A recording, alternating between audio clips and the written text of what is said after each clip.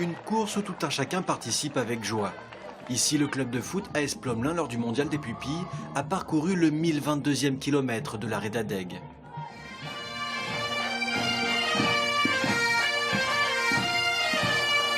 Plus loin dans le relais, c'est au tour du Bagat Glazik de Quimper de parcourir le kilomètre acheté par l'ensemble.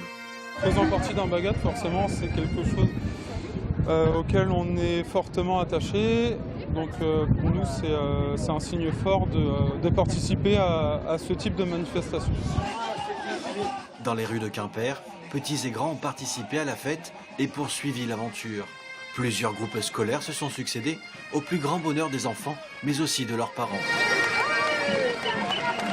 C'est très important, c'était vraiment sympathique comme course. Je le referai la prochaine fois si on me demande, et il n'y a pas de souci. Ouais.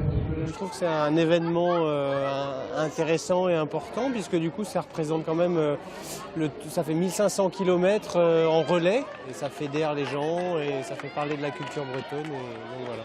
La Reda d'Aigue, un événement où l'on se rassemble et où l'on échange. Jusqu'à présent, on s'est aperçu qu'on avait 3 associations, par exemple, pour le breton à l'école, chacun dans un système scolaire. Il y a les danseurs d'un côté, les bagades de l'autre, et toute la culture bretonne est un peu segmentée. Et on aimerait bien que la Reda d'Aigue puisse aider à réunir tout le monde.